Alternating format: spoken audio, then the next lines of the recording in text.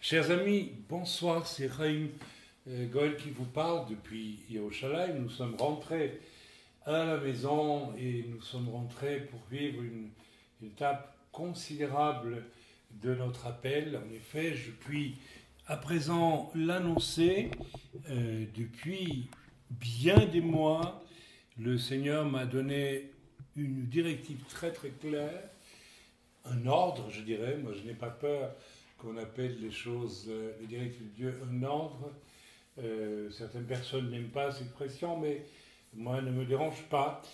Et cet ordre a été le suivant: je t'ordonne, le Seigneur, de réouvrir le centre Etzpetzion qui existait à Yerushalayim, n'est-ce pas, pour ceux qui nous suivent depuis plusieurs années, ils doivent se souvenir de l'époque où nous eûmes un centre à Gilo, à Jérusalem, centre qui fut fermé dans des circonstances dramatiques, puisque, comme je l'ai expliqué sur le site, nos finances nous ont été détournées nous ont été volées, je dirais.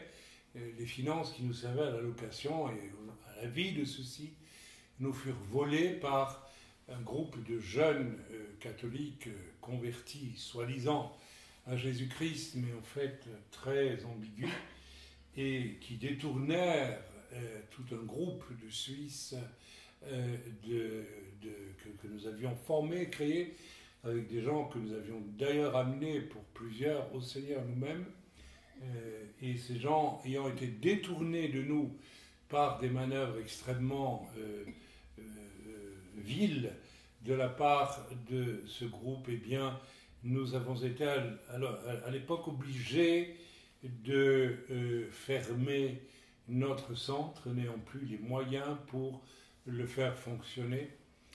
Je dois préciser, parce que cela m'a été demandé, qu'effectivement ce groupe de 6-7 jeunes franco-suisses ont mis au point une œuvre, entre guillemets, quelque part dans le sud-ouest de la France, et que cette œuvre, qui au départ a pu paraître venir du Seigneur pour un homme comme le pasteur Taubois, par exemple, s'est révélé rapidement avoir un caractère sectaire extrêmement marqué. Bien, cela, c'est une chose qui appartient à notre passé douloureux.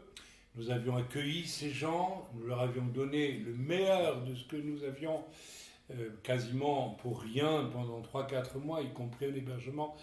Ils nous ont remerciés de cette façon, et c'est malheureusement l'état d'esprit aujourd'hui de nombreuses personnes qui disent pourtant vouloir servir Dieu, c'est-à-dire une mentalité de rapace et de loup ravisseur. Mais revenons à ce qui nous intéresse ce soir. Le Seigneur, lorsque j'avais ouvert ce centre il y a plusieurs années, centre où nous avons pratiqué nos Shabbats, les fêtes juives, quand Dieu nous indiquait de le faire, relâché tous nos séminaires de l'époque, les séminaires fondamentaux, et bien d'autres activités, dont l'accueil de la veuve et l'orphelin à l'époque, pratiqué, n'est-ce pas, dans ce centre.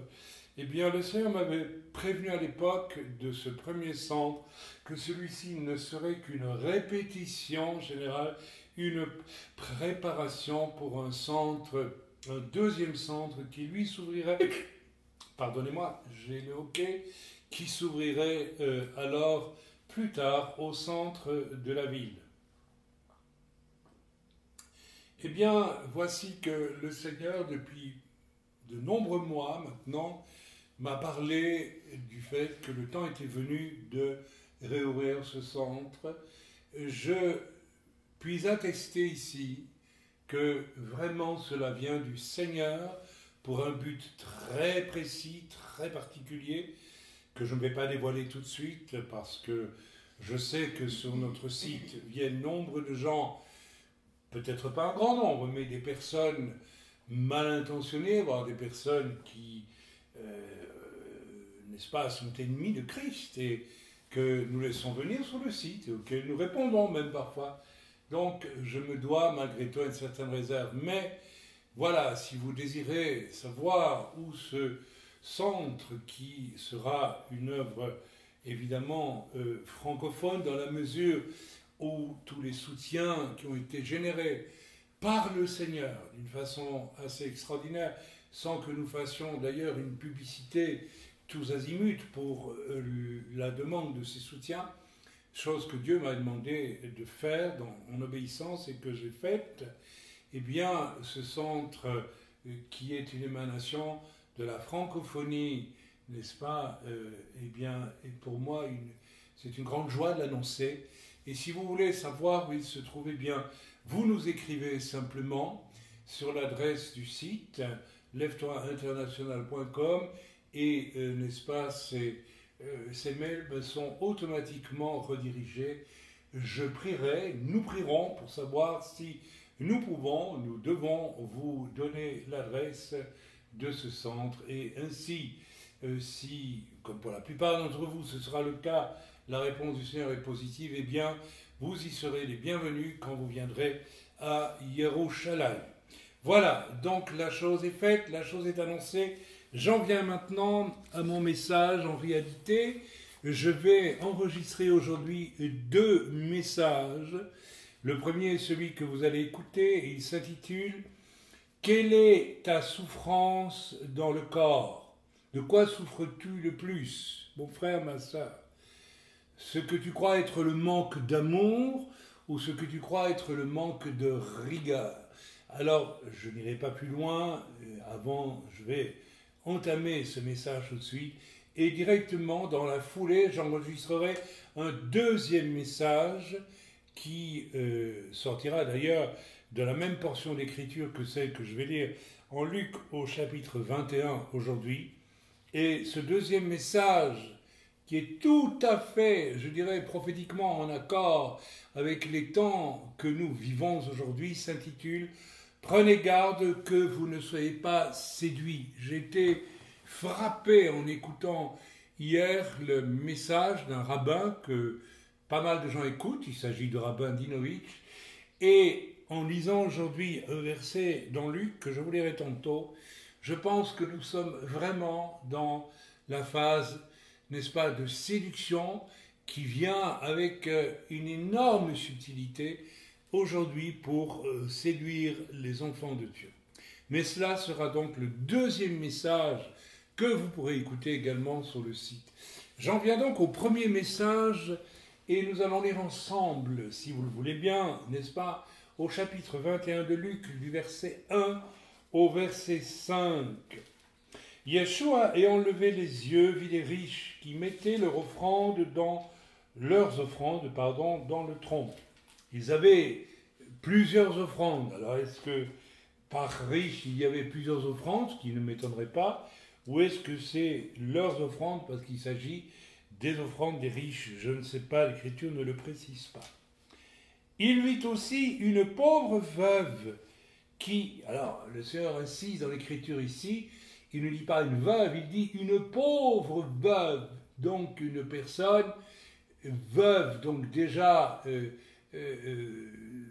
démunie du point de vue d'un soutien, puisque le mari n'est plus là, et en plus, on peut imaginer, puisque c'est une pauvre veuve, une veuve pauvre en plus, eh bien que ses enfants, si elle en a, ne peuvent pas ou ne l'aident pas, ou alors elle n'a pas d'enfants, elle n'a pas de parenté. C'est vraiment une situation extrême ici qui est représentée et je voudrais le souligner.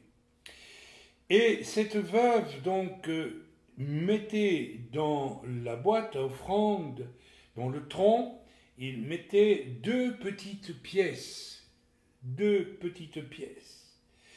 Et il dit, le Seigneur, je vous le dis en vérité, cette pauvre veuve a mis plus que tous les autres, car c'est de leur superflu que tous ceux-là ont mis des offrandes dans le tronc, mais elle a mis de son nécessaire tout ce qu'elle avait pour vivre. On va aller jusqu'au verset 5.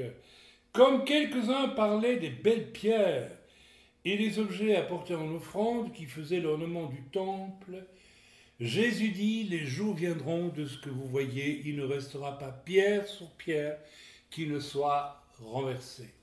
Alors c'est tout à fait étonnant de voir que devant une scène comme celle de cette pauvre veuve qui met en fait tout ce qu'elle a, c'est-à-dire qu'après ça elle n'a plus rien tout simplement, eh bien, et le commentaire du Seigneur, nos amis les disciples enchaînent, apparemment directement, sur n'est-ce pas, des remarques sur la beauté des pierres du temple, qui, elles, avaient dû générer des offrandes extrêmement généreuses aussi pour être construites, et bien plus que quelques piécettes de pauvres veuves.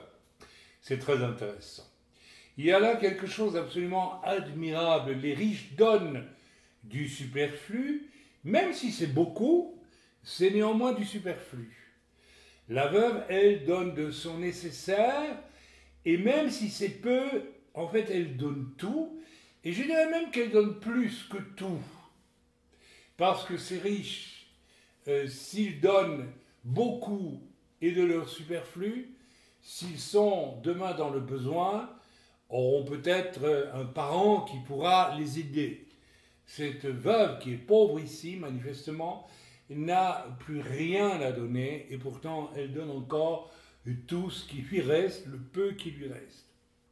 Comme les versets 5 et 6 que je viens de vous lire et qui nous parlent du fait que s'extasient les disciples devant les beautés des pierres du temple, sculptées comme ci, sculptées comme cela, et la réaction de Yeshua, Jésus, le maître absolu de notre destinée, puisque nous sommes appelés à devenir à son image, selon Éphésiens 4, je vous le rappelle, Éphésiens 4 qui nous dit qu'au travers du travail des 5 ministères et du ministère de l'Église, de la Keïla, tout un domaine de réflexion et de remise en question douloureuse dont nous parlons depuis des années, mais qui n'est pas le sujet de ce soir. Donc, comme je vous le disais, comme le confirme le verset 5 et le verset 6 que je viens de vous lire, le matériel passe, même le temple, mais le secret du cœur de cette femme ne passera pas.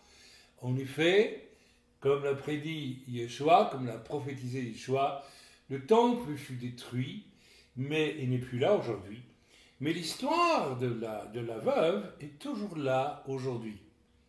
Vous me direz que l'histoire passée du temple est toujours là aussi. Oui, mais il n'est plus là. Mais ce que la veuve a fait reste comme une vérité éternelle, profondément inscrite, qui a un impact spirituel d'une toute autre dimension. Quel est le secret de ce cœur? Bien sûr, me direz-vous, c'est l'amour. Mais attention, quand nous parlons d'amour, je suis convaincu que dans l'esprit de beaucoup, et de peut-être un nombre plus considérable qu'on ne le pense, de croyants, eh bien, il y a une confusion invraisemblable et la sentimentalité que nous pouvons avoir n'est absolument pas à confondre avec ce qu'il faut appeler l'amour de Dieu. Amen.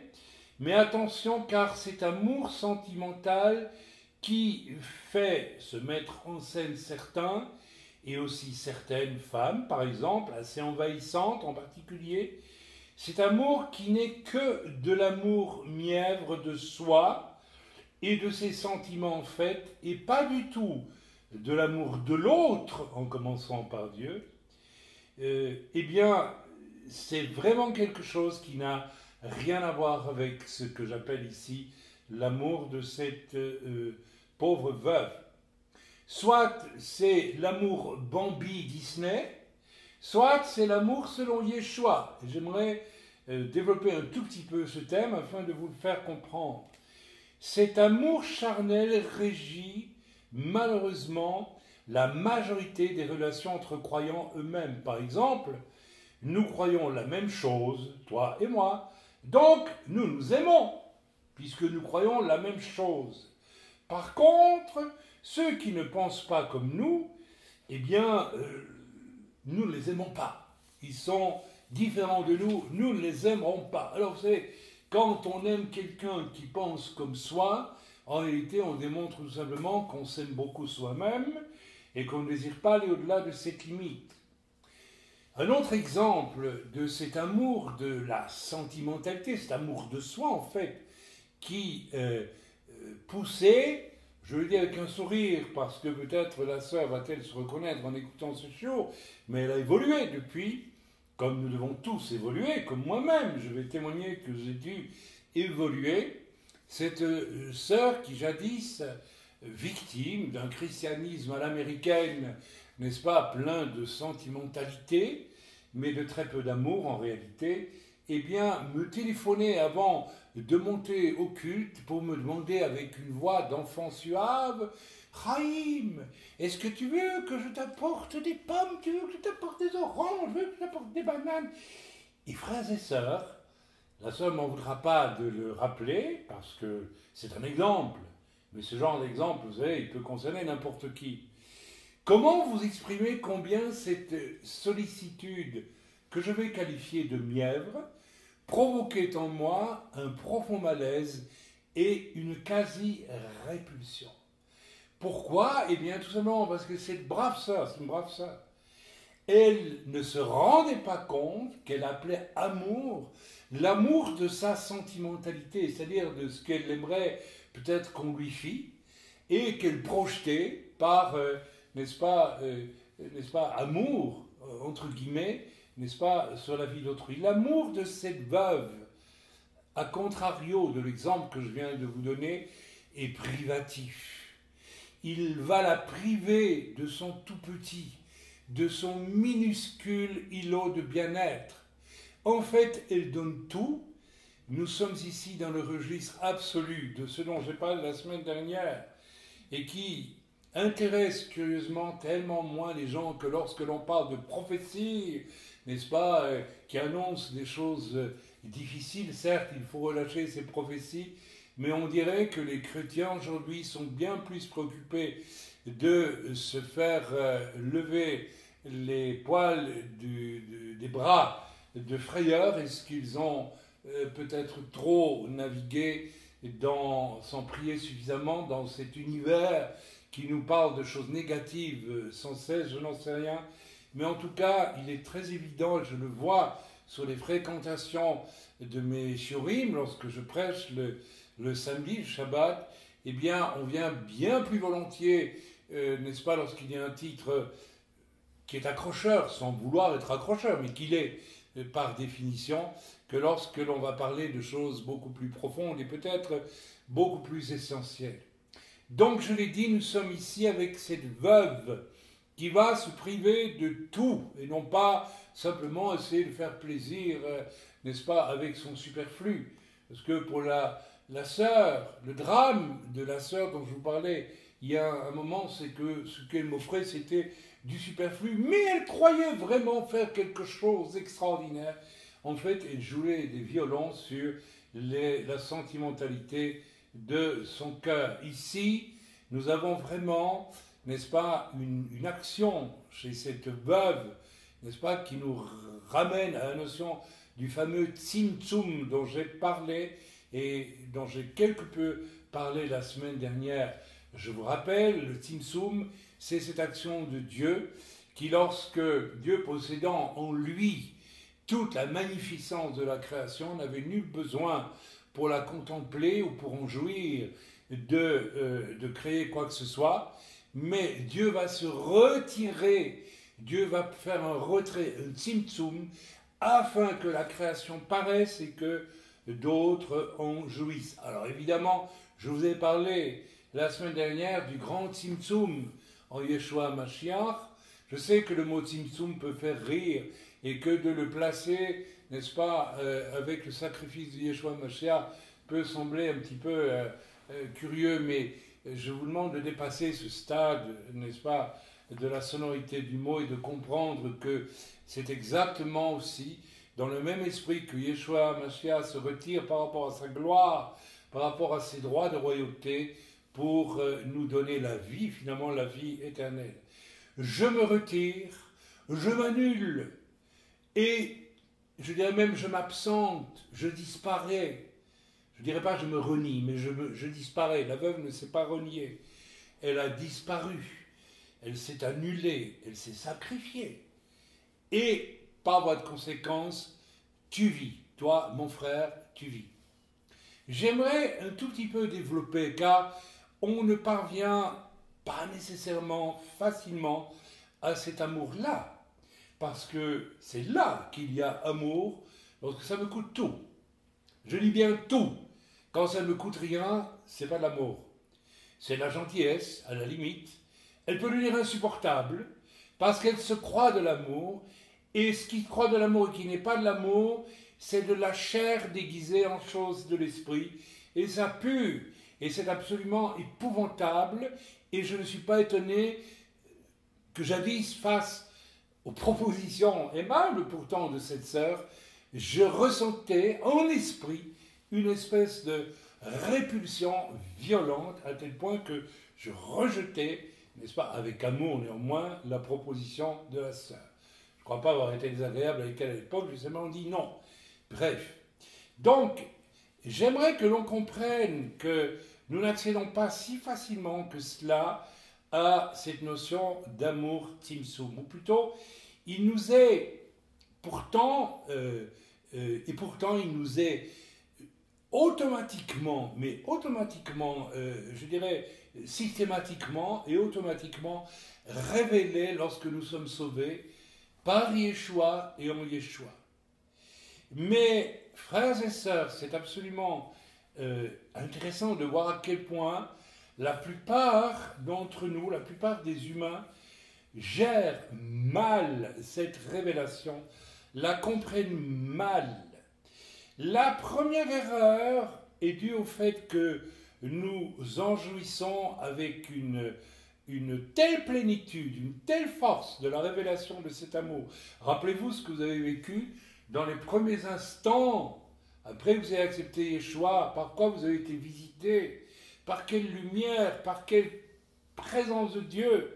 Si vous avez été comme moi, vous avez été guéri physiquement. Je pense qu'il me restait 2 années et demie, 3 années à vivre au moment de ma rencontre avec Yeshua et de mon acceptation du salut, de son tzimtzum en ma faveur.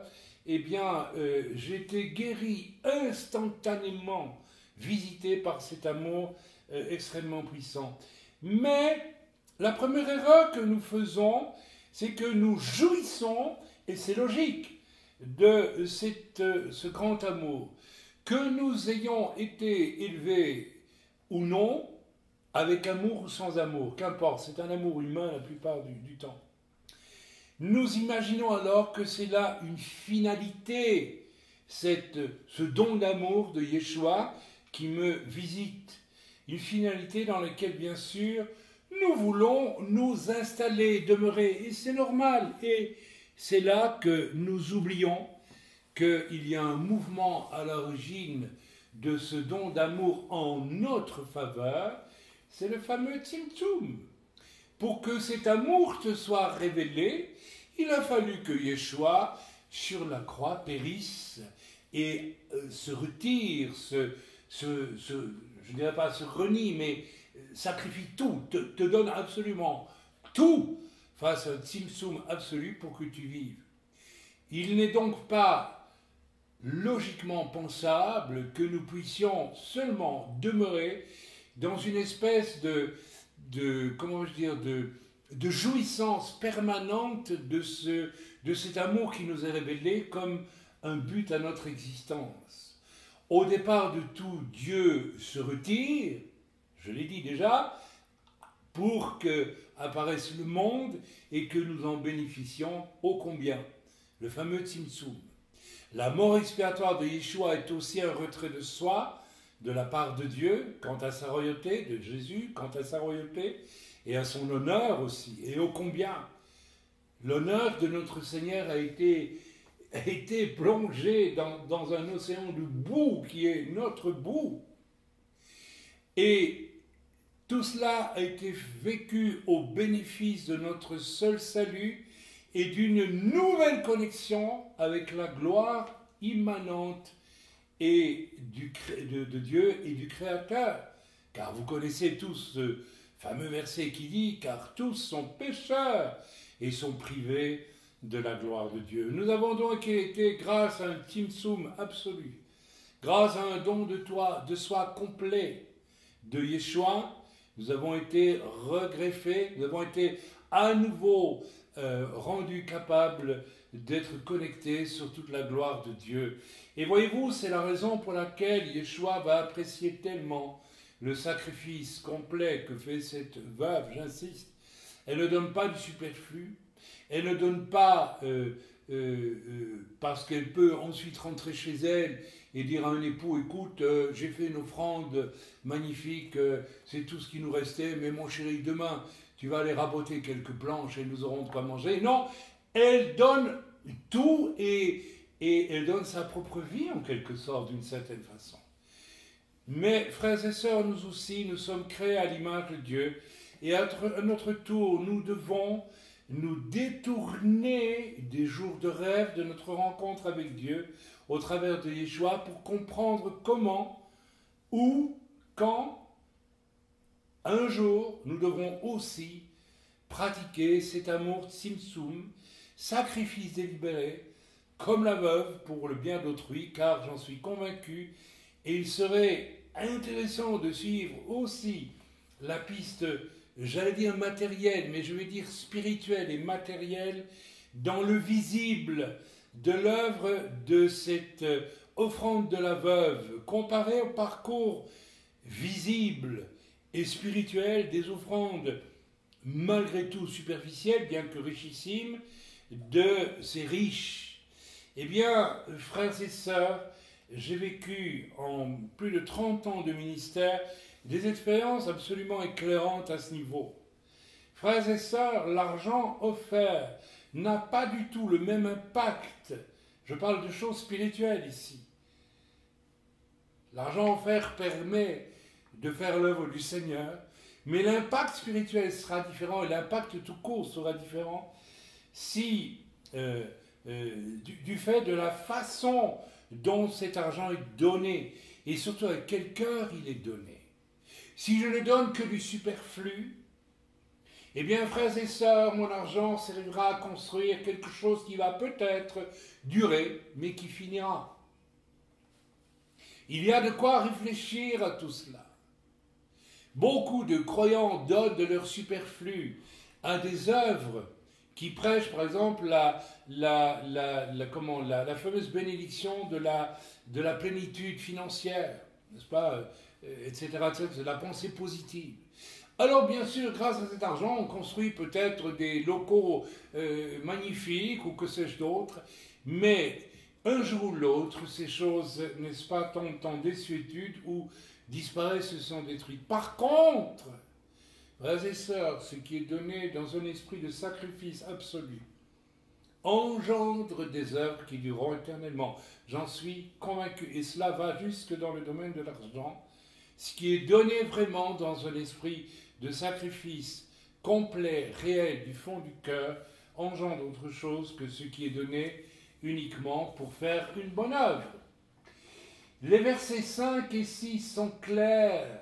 Ce qui n'est que matière, même dédiée à la construction d'édifices prestigieux comme le temple, disparaîtra. Et le temple a disparu. Et il fallait qu'il disparaisse d'ailleurs. Mais la puissance et l'intelligence de ce qui réside dans le cœur de la veuve subsistera éternellement. Intéressant de pousser jusqu'au bout et de constater que le tzimtzum du don de la veuve est aussi le fait d'une veuve, je l'ai déjà dit. Donc, déjà de quelqu'un privé d'appui.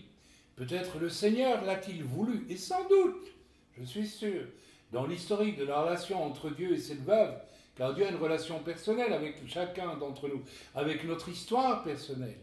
Dieu nous accompagne. Le Seigneur a-t-il voulu la faire passer par l'épreuve du deuil, afin qu'elle ait enfin accès, j'ai dit peut-être, au sens profond des futilités de la vie, comme par exemple plaire à un mari par toutes sortes d'artifices sentimentaux, entre guillemets, qui ne visent parfois qu'à s'assurer de la sécurité de sa présence.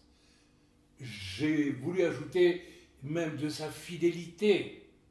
Bien des mots aimables ou des grimaces ne sont pas nécessairement destinés à autrui par amour pur, mais ne sont que d'habiles flatteries qui visent à s'assurer de l'amitié, de l'amour d'autrui. Et retombe là sur nos pieds avec l'exemple du début. Si tu penses comme moi, je t'aime mon frère, ma soeur. Si tu ne penses pas comme moi, je ne t'aime pas. Hein? Ça nous fait penser à la terrible chanson de « Prends garde à toi, si tu ne m'aimes pas, je t'aime ». Donc voilà. Je vous l'ai dit plus haut, très souvent l'éblouissement de l'amour de Dieu pour nous, au moment du salut, nous conduit à une erreur que nous prolongeons longtemps souvent. Savoir que l'enjeu serait de continuellement vivre de cet amour en oubliant que nous sommes construits à l'image de Dieu et devons donc nous détacher de cette expérience du début dans un tzimtzum pour marcher aussi dans un don de soi qui est tzimtzum. Amen. Alors il faut que nous puissions enseigner sur la manière d'accéder à ces positions don de soi en profondeur, qui n'est pas si facile que cela de vivre si l'on veut aller au fond des choses. Cette position don de soi absolue, complète, en profondeur, à appliquer à tous égards, à tout moment, dans tous les domaines de ma vie, et c'est pas sûr, et c'est pas évident, c'est la seule position capable, soit dit en passant, d'obtenir aussi, écoutez bien ce que je vais vous dire, de vrais fruits dans l'intercession. Une intercession où l'on s'annule soi-même et où on va chercher la personne pour qui on prie avec cet amour absolu qui vient de Dieu et qui n'est pas le fruit d'un désir sentimental. Et très souvent, nous pouvons prier pour quelqu'un parce que nous aimerions le retrouver. Quelqu'un était un frère ou une sœur en Christ, peut-être un de nos propres enfants, peut-être un parent. Et cette personne s'est détournée de nous, s'est détournée pour un temps de l'évangile, que sais-je, ou bien, n'est-ce pas, une mauvaise expérience l'a refroidi. Et nous prions parce que nous aimerions que ces personnes reviennent. Mais nous prions comment ? Nous prions parce que cela nous ferait plaisir que cette personne soit à nouveau avec nous, afin que nous puissions lui dire « Nous sommes d'accord, donc nous nous aimons, toi et moi », ou bien est-ce que nous accédons à ce niveau d'intercession, n'est-ce pas, qui implique un tzimtzum, c'est-à-dire un retrait de moi-même, un abandon complet de moi, un oubli de ma personne dans le moment d'intercession, à un tel point, eh bien, que je peux entendre l'Esprit de Dieu me parler pour que je prie et je décroche la timbale pour cette personne. Il en est de même pour l'évangélisation. Nous n'avons pas de vrais fruits parce que nous manquons de cet état d'esprit dont je parle en long, en large au cours de ce shiur. Dans la conduite apostolique, dans la conduite pastorale, dans la conduite du ministère de docteur, d'ancien, dans tout cela, eh bien, c'est la même chose. Et aussi finalement, dans tous les domaines de nos actes posés, il y a soit l'absence de fruits, parce que nous le faisons en dehors de ce régime tzimtzum, don de soi absolu. Et reconnaissons que nous ne portons pas autant de fruits qu'il le faudrait. Nous le ressentons tous confusément à l'un ou l'autre instant de nos jours qui défilent. Soyons honnêtes et reconnaissons-le. Personnellement, je le réalise pour ma part, bien que j'ai expérimenté, n'est-ce pas, la technique, si j'ose dire, inverse. Pour mieux entrer dans la compréhension du sujet, laissez-moi vous parler de 3 personnages bibliques qui sont des personnages symboles très particuliers. J'ai parlé d'Abraham, d'Isaac et de Jacob, qui représentent tous les 3 des choses très différentes. En fait, les 2 premiers représentent 2 grandes tendances, je dirais, du cœur humain, et le 3e va représenter à travers une kyrielle d'épreuves qui vont le briser jusqu'à une rencontre personnelle, puissante et finale avec Dieu. Jacob au gué de Jabbok, c'est de lui que je parle. Et les deux premiers, Abraham et Yitzhak, qu'est-ce qu'ils représentent? Abraham, je ne sais pas si vous êtes comme moi, mais dès qu'on lit l'histoire d'Abraham, on a tout de suite une image qui nous vient à l'esprit. Abraham, c'est l'amour, et c'est même un amour extraordinaire pour l'Éternel, puisqu'il suffit que Dieu lui dise « Abraham, lève-toi » et Abraham se lève et part comme un inconditionnel. Il y a quelque chose du tzimtzum dans l'attitude d'Abraham, et Abraham représente l'amour. Mes frères et sœurs, lorsque l'on parle d'amour, on doit se rendre compte que l'amour pratiqué exclusivement ou comme seul point de référence dans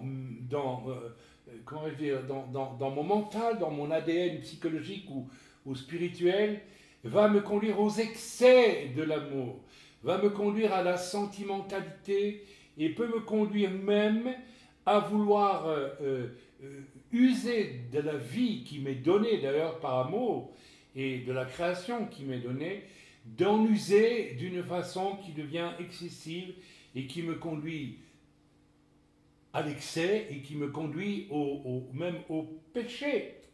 Je vais vous donner un tout petit exemple. Lorsque mai 68 est survenu, j'avais 20 ans. Frères et sœurs, je venais de vivre 20 années d'après-guerre, de 1948 à 1968, dans une génération qui a connu les rigueurs de la reconstruction de l'Europe après une guerre absolument dévastatrice. J'ai donc grandi dans un univers de rigueur. Et confusément, au fond de nous-mêmes, nous en avions un petit peu ras-le-bol de ne vivre que dans la rigueur. Et lorsque mai 68 m'est apparu comme une révolution, j'ai entendu ça à la radio, un immense espoir est survenu en moi, le désir de vivre aussi ces dimensions de plénitude dans l'amour des choses et à vivre dans la liberté.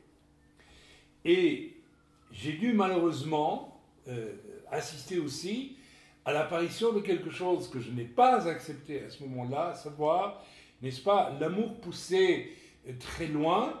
Eh bien, donc, ne faites plus la guerre, ne soyez plus rigoureux, mais faites l'amour, comme on disait à l'époque, et nous savons très bien que tout cela a débouché, au nom de l'amour, sur la débauche.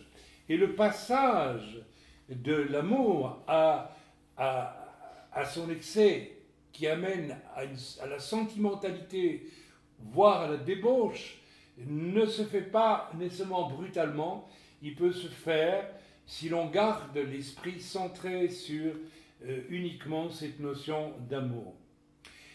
Yitzhak, le fils d'Abraham, comme toujours, n'est-ce pas, nous savons très bien que les enfants, très souvent, eh bien, réagissent par réaction, n'est-ce pas, à leurs parents et vont à l'extrême opposé. Et Yitzhak va illustrer à merveille cet exemple. Lorsque l'on étudie le personnage d'Yitzhak, on va se rendre compte que ce qui le caractérise, c'est un autre extrême qui est celui de la rigueur. Alors la rigueur est nécessaire, et je dirais qu'elle est complémentaire, notamment à l'amour, pour ne pas tomber dans les défauts de l'amour, mais elle utilisée que pour elle-même, ou sans être équilibrée par un amour bien compris, la rigueur peut conduire à un excès qui tue et qui peut même abîmer autrui. Il y a un troisième personnage qui, lui, est Yaakov, et qui est le fils d'Isaac, le petit-fils d'Abraham, ils sont trois, eh bien, va faire la synthèse entre l'amour et la rigueur. Mais, frères et sœurs, cette synthèse, vous vous dites peut-être en m'écoutant, bon, ben, c'est très bien, je vais faire la synthèse, mais faire cette synthèse, vous ne pouvez pas la faire par vos propres forces, c'est absolument impossible. Vous en avez eu un aperçu de la synthèse dans cet amour et cette rigueur entremêlée que vous avez vécu à votre conversion, l'amour du Seigneur venu à votre rencontre, mais aussi son exigence de sainteté qui vous a été, par l'Esprit de Dieu, énoncée très clairement. Mais vous avez retenu le plus souvent le côté amour, parce que vous avez peut-être manqué de cet amour. Il y a donc un secret qui a permis à Yaakov de faire la synthèse. Et ce secret, mes frères et mes sœurs, c'est l'accès à un miracle vers lequel je voudrais aussi vous conduire. Yaakov va vivre un très très très long temps d'épreuve, une forme de tzimtzum forcé. Au lieu de vivre dans l'affirmation de soi, il va passer par une kyrielle d'épreuves qui le mettent au sol régulièrement, et il y a là comme l'amorce d'un tzimtzum forcé. Tu ne le sais pas, mais au travers de toutes les épreuves que je vais te faire vivre, tu vas être brisé et mis peu à peu en position de comprendre ce qu'est le retrait volontaire de soi.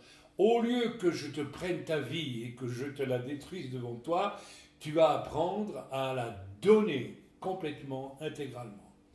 Et ces épreuves incessantes de Yaakov, on peut se demander, lorsqu'on lit cela, on lit l'histoire de Yaakov de ce point de vue, comment il a tenu le coup.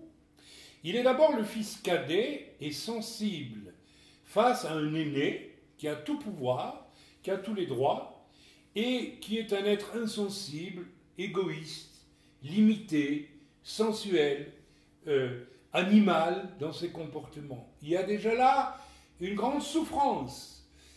Si vous êtes d'une nature sensible et que vous voyez les choses mauvaises devant vous, eh bien, vous savez très bien que cela vous coûte très cher que de les observer. Personnellement, j'ai grandi comme quelqu'un, certains ne me croiront peut-être pas, mais je l'affirme, d'une grande sensibilité, et j'ai vécu cette souffrance. La détresse de Yaakov face à la superficialité de son frère Ésav n'est pas une petite chose. C'est le départ, écoutez-moi bien, c'est le départ en fait de son tzimtzum forcé de la part de Dieu. C'est dans cette blessure-là que Dieu va commencer à agir dans le cœur et dans la destinée de Yaakov pour l'amener à devenir un homme qui se donne entièrement et sans restriction. Il ne supporte pas l'attitude de son frère, qui est une attitude grossière.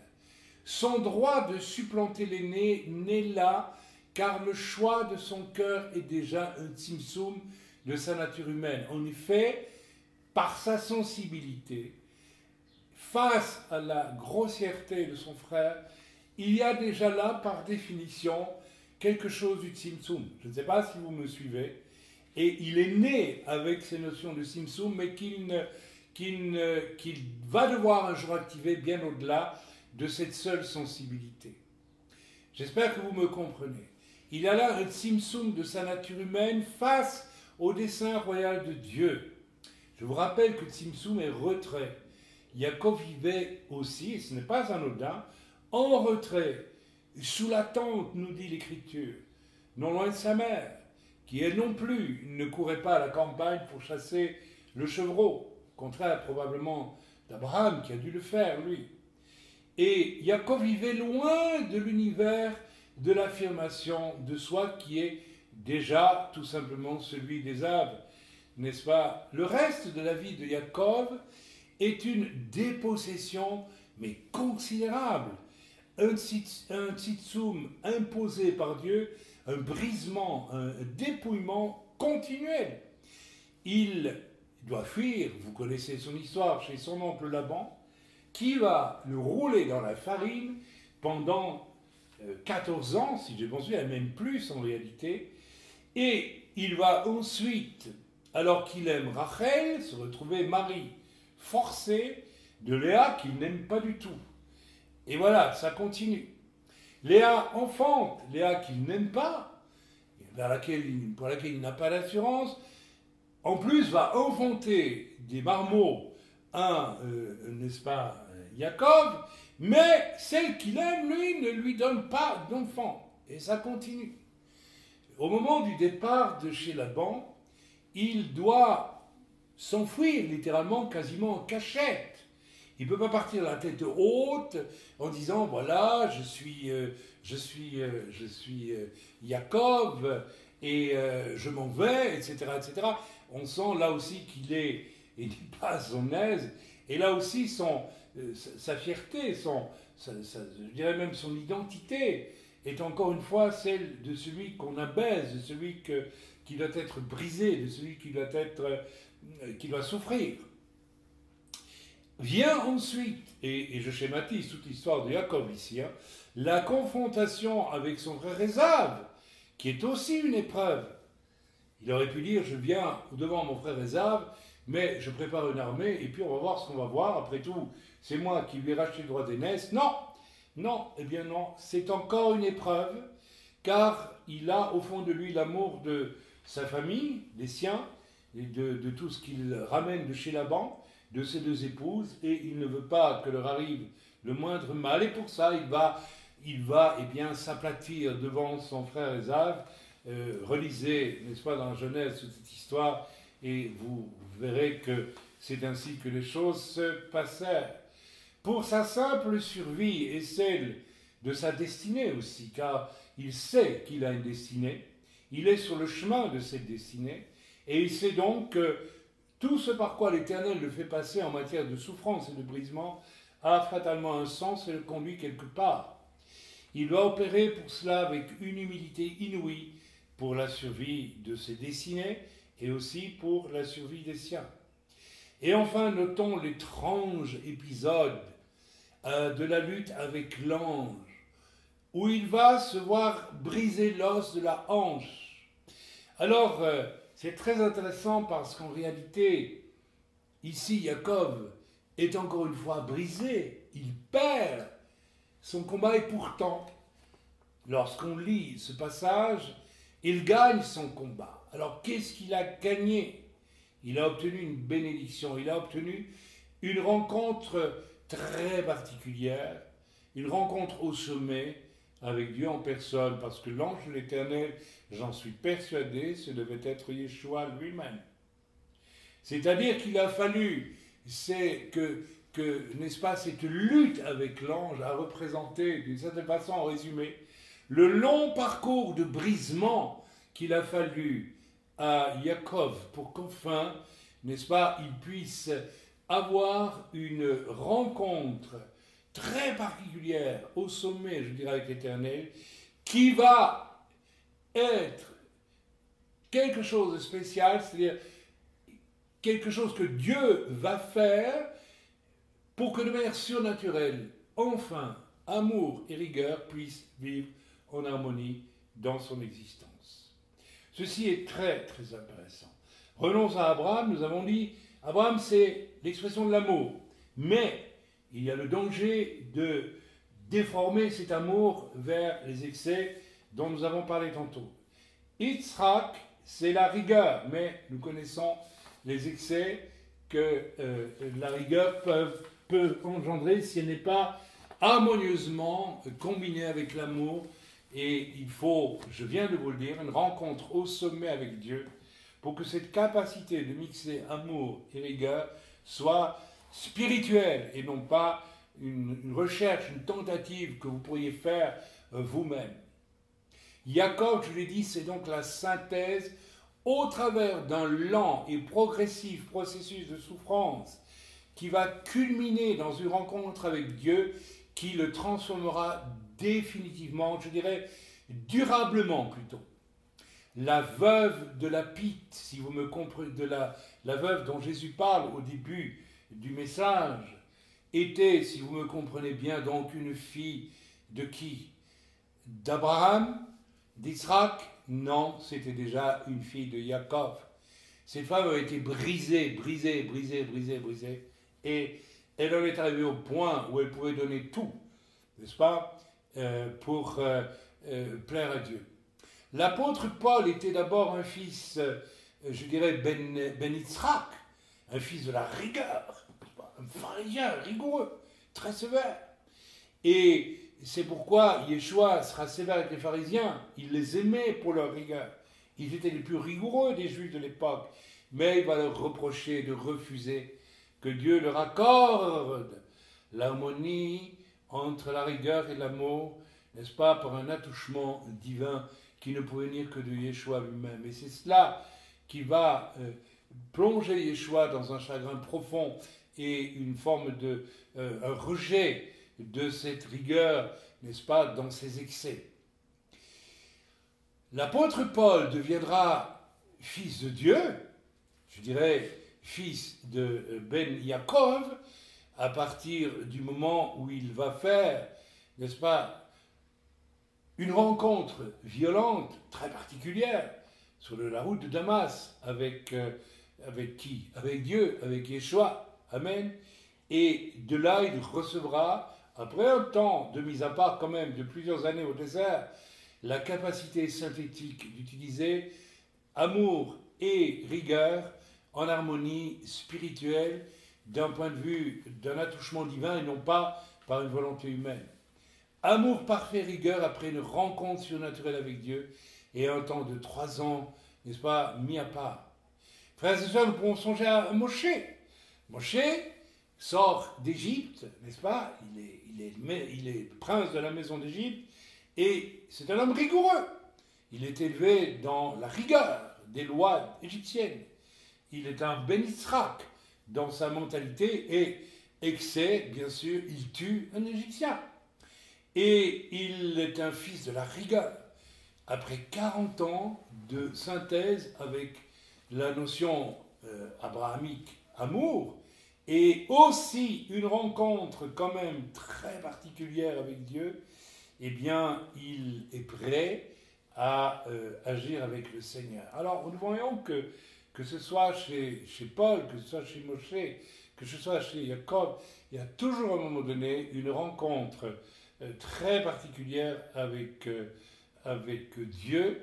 Songeons à la rencontre de Moshe, n'est-ce pas, avec le buisson ardent par exemple, et cette rencontre avec Dieu est le seul moyen pour que nous puissions laisser Dieu créer en nous cette harmonie parfaite, activée par l'Esprit de Dieu, non pas par notre volonté propre, j'insiste, entre la rigueur et l'amour. Ok, je peux donner 1000 exemples. J'ai écrit un livre qui s'appelle Inséparables. Les numéros 1 donnent les principes, les numéros 2 les magnifient. Les numéros 1, c'est fatalement la rigueur. Les principes, c'est rigoureux.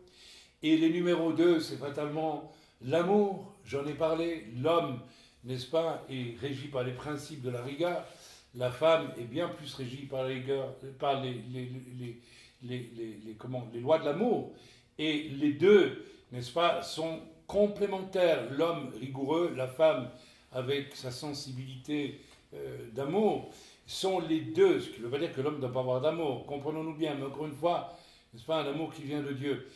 Soit, dans ce domaine-là, les deux s'affrontent, soit une rencontre avec Dieu les fait s'effacer dans un esprit tzimtzum, quand ils sont l'un en face de l'autre. Alors, ils peuvent s'aimer et être dans la rigueur ensemble.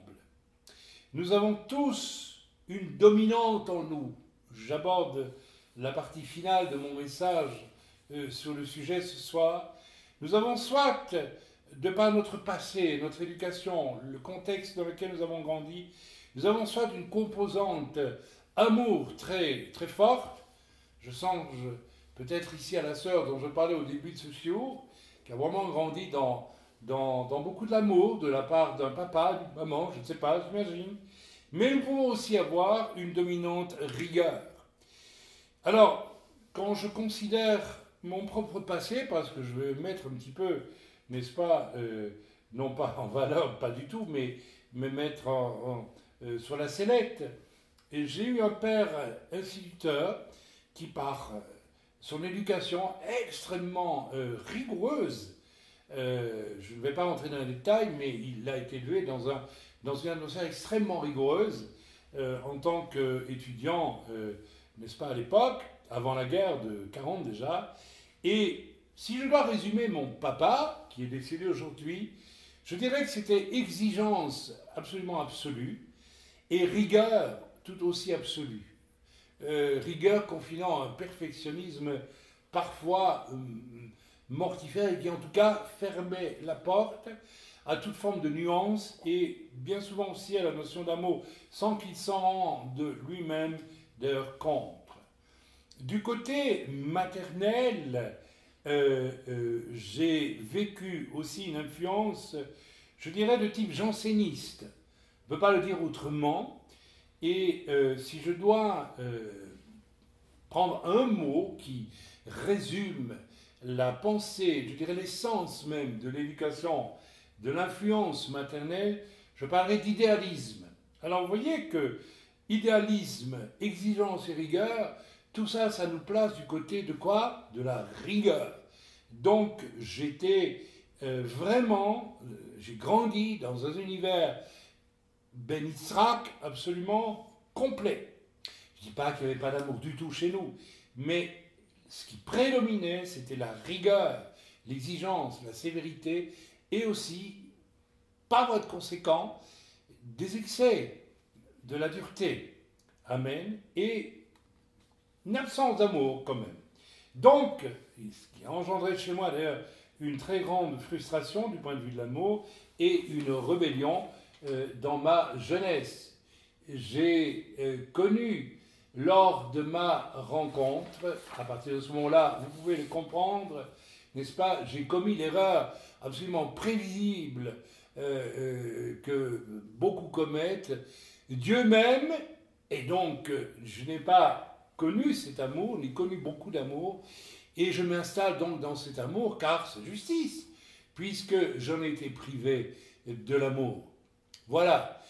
Alors que, vous voyez, je me suis donc installé dans cette erreur, et il a fallu que Dieu me fasse passer par toute une série d'épreuves pour que j'accède moi aussi à mon guet de Jabok, à ma rencontre ultime avec Dieu. Je vais y venir. Frères et sœurs, voilà, donc, persuadé que j'étais de devoir toujours continuellement être aimé de Dieu, je me suis attendu à l'être aussi, et bien par voie de conséquence, de qui? Eh bien de ceux qui m'entouraient, des frères et des sœurs. Ma vision de l'Église était un grand hôpital d'amour, n'est-ce pas, dans lequel eh bien, tout le monde allait s'aimer éternellement.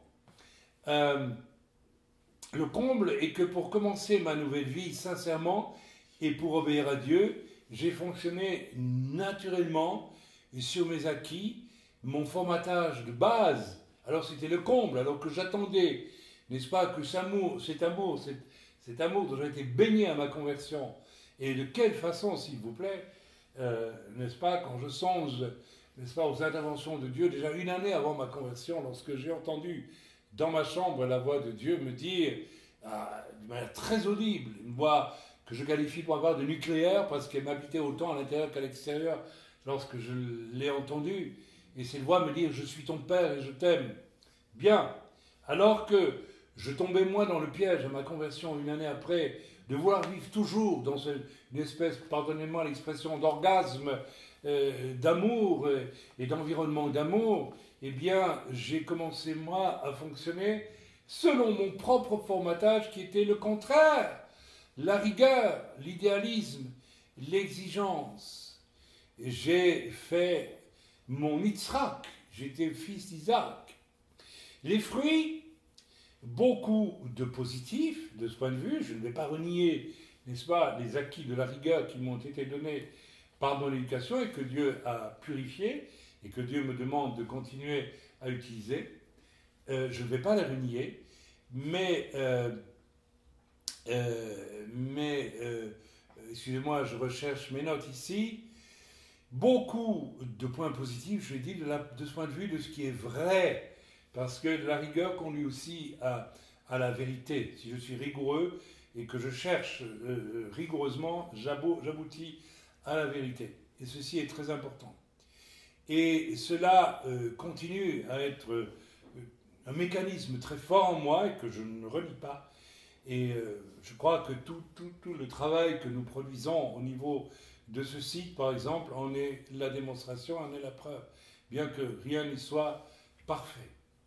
Mais, donc c'est un point de vue fort, vécu et énoncé d'une façon qui ne pouvait aussi que blesser à un certain point les gens croisés sur ma route et qui étaient parfois, eux, déterminés essentiellement par la vision de l'amour.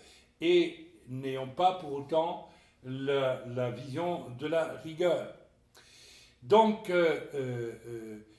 ces personnes étant, elles, excessivement déterminées par l'amour, eh bien, ne pouvaient qu'être blessées par mes excès de rigueur.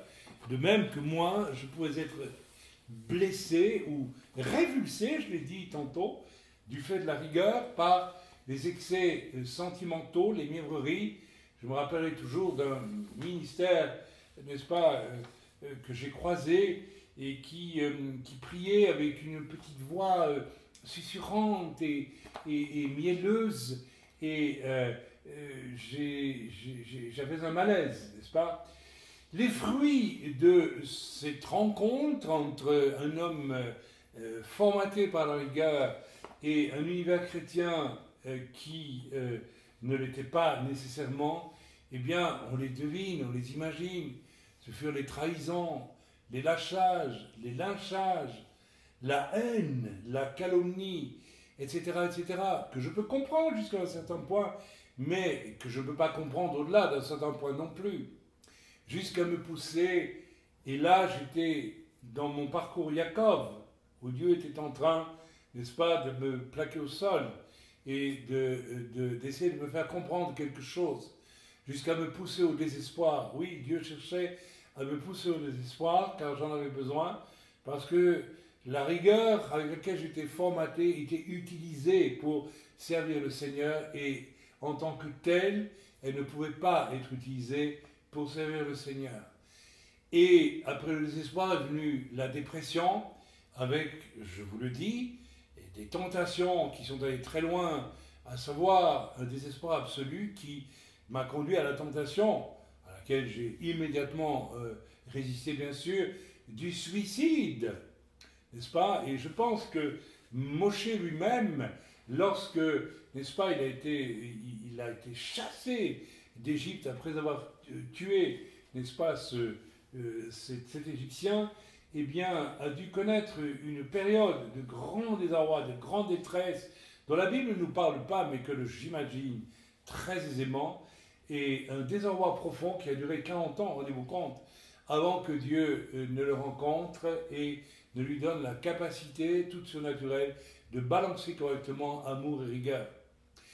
C'était, en ce qui me concerne, mon parcours de brisement comme Yaakov, qui au final, lorsqu'il est prêt, va faire une rencontre avec Dieu qui débouchera sur une synthèse harmonieuse et intelligente, appropriée entre l'amour et la rigueur. C'est, n'est-ce pas, la rencontre que Jacob, au-delà de l'événement que nous connaissons, va faire avec l'Éternel dans cette lutte avec l'ange.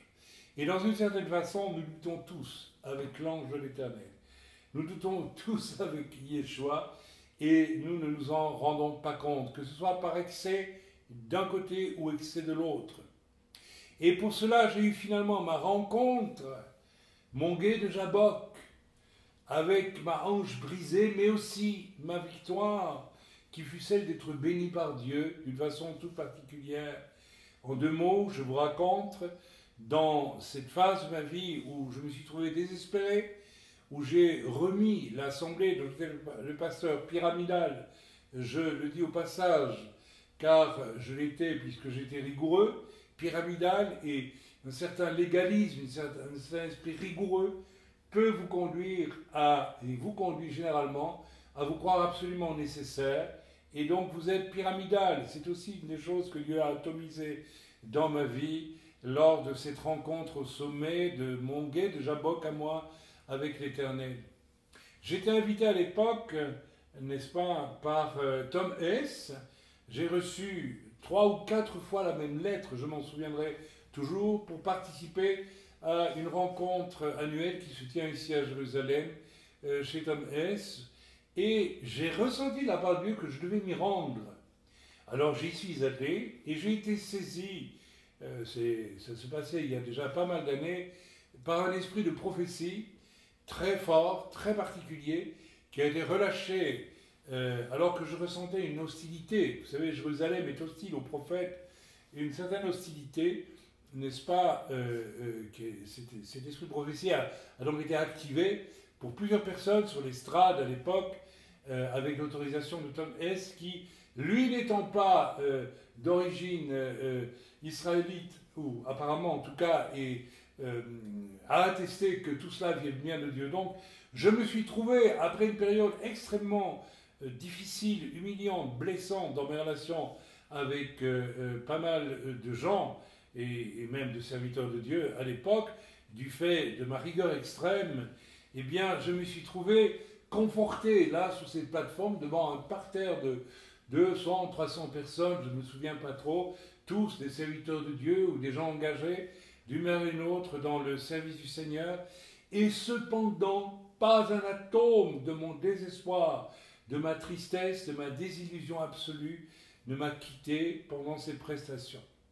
Je suis rentré chez moi, dans ma chambre d'hôtel, et là, je me suis mis à genoux et j'ai prié le Seigneur tout simplement pour lui faire part de mon désir de disparaître, de mourir, de mettre un terme à tout ce qui pour moi était devenu complètement vain, y compris après avoir prophétisé comme je l'avais fait avec fruit sur cette estrade. J'entends encore la voix de Tom Hess se levant dire « That's from God », ça c'est de Dieu ce qu'il vient de dire là. Eh bien voyez-vous, malgré tout cela, j'ai été réduit à néant. Et c'est à ce moment-là que j'ai vécu cette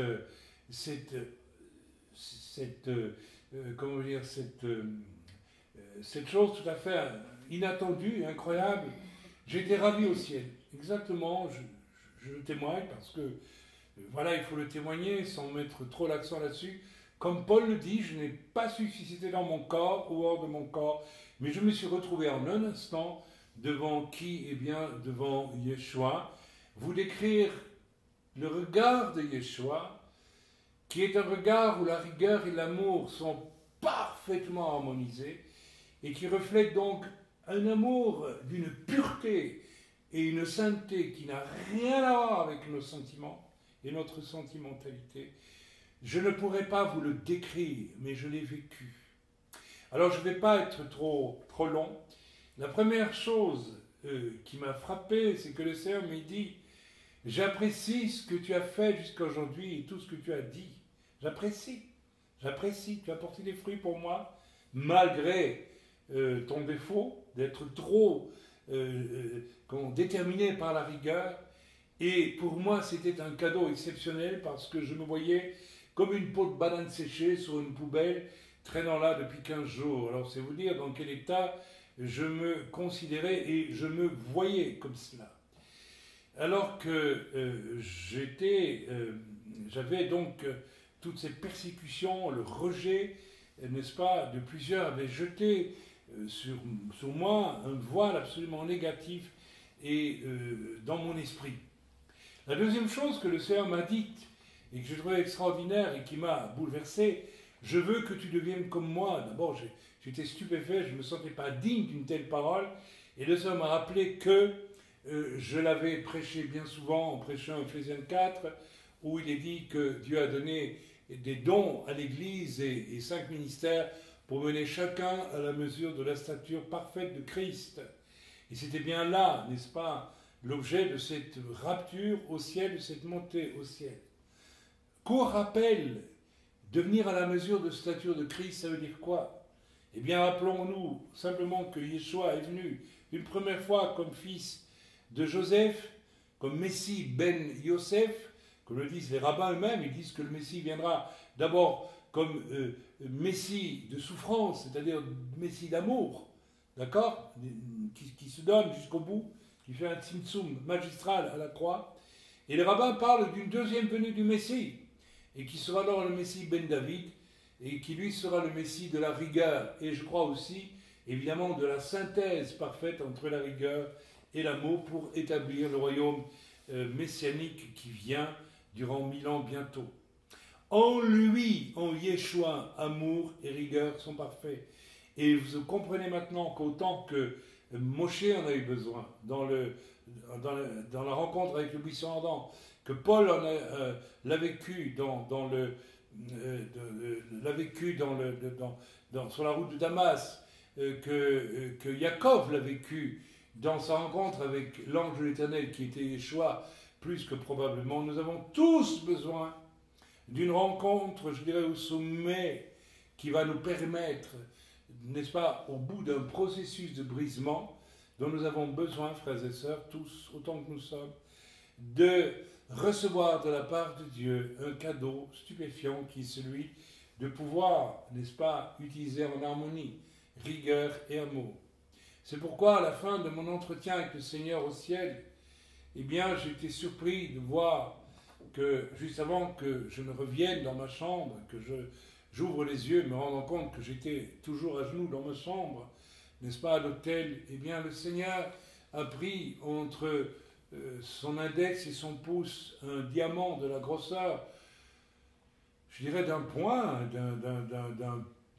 de grosseur moyenne, donc un énorme diamant avec une multitude de facettes, et me l'a poussé dans le cœur. J'espère que vous comprenez le symbole. Ça a été ma rencontre, ça a été mon attouchement particulier, n'est-ce pas, avec le Seigneur qui est le seul qui magistralement est capable de faire fonctionner l'amour et la rigueur ensemble d'une façon toujours bénéfique et harmonieuse. J'aimerais, frères et sœurs, que nous puissions prier ensemble maintenant, si vous voulez bien.